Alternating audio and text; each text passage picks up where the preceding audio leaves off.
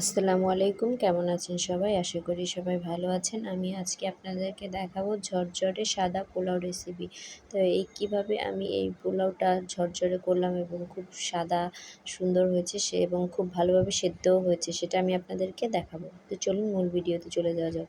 প্রথমে আমি চুলায় একটি পাতিল বসিয়ে দিয়েছি। এখানে একটু লং, এলাচ, দারচিনি, পেঁয়াজ আর একটু আদা বাটা দিয়েছি। দিয়ে হালকা একটু নেড়ে নেব। তারপর এখানে আমি দিয়ে দিব পরিমাণ মতো তেল। তেলটা দিয়ে হালকা একটু নেড়ে চেড়ে নিয়ে নেব, একটু ভেজে নিতে হবে। তারপর দিব এখানে আমি পরিমাণ মতো লবণ। তো পরিমাণ মতো লবণ দিয়ে হালকা ভাজবো। আর আমি এই পর্যায়ে একটু ঘিও অ্যাড করে দিব, যাতে স্মেলটা চাল ভাজার সঙ্গে একটু ঘিটা মিশে যায়, যাতে স্মেলটা আরও ভালো আসে। দেখেন আমি এই ঘিটা ব্যবহার করি, ঘিটা অনেক ভালো, খাঁটি গাওয়া ঘি। তো এটা আপনারা চাইলে অর্ডার করতে পারেন। এই ঘিটা সত্যিই অনেক ভালো। তো এই আমি ঘিটা দিয়ে খুব ভালোভাবে একটু সব কিছু ভেজে নেব।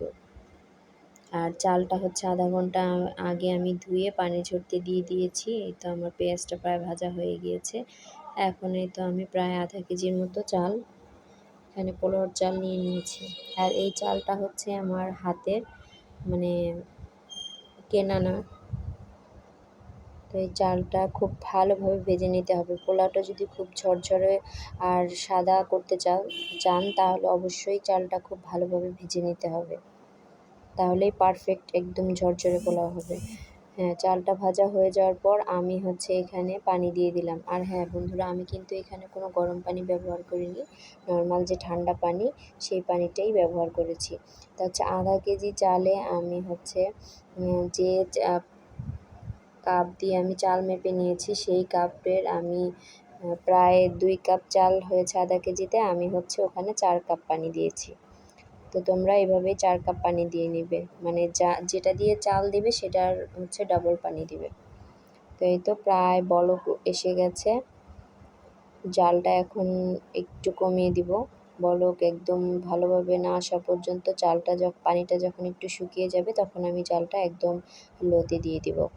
তো এই তো 5 মিনিট পর আবার ফিরে আসছি। এই তো বন্ধুরা দেখো, আমি 5 মিনিট পর দেখো আমি খুলে দেখাচ্ছি, পানিটা প্রায় শুকিয়ে যাচ্ছে। এখন আমি আমার চুলার জালটা অনেকটা কমিয়ে দিব।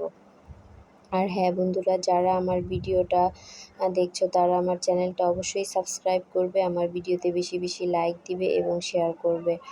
আর বন্ধুরা, ভিডিওটা অবশ্যই ফুল ওয়াচ করবে, আমি অনেক ছোট ছোট ভিডিও দেই। আর ভিডিওতে লাইক করতে ভুলবে না, প্রথমে একটা লাইক দিয়ে তারপর ভিডিওটা কন্টিনিউ করবে। তো এই তো বন্ধুরা, মাঝখানে আমি আবার নিচে একটা তাওয়া বসিয়ে দিয়েছি, দিয়ে এখন আমি একদম লো হিটে এইটাকে দমে রেখে দিব।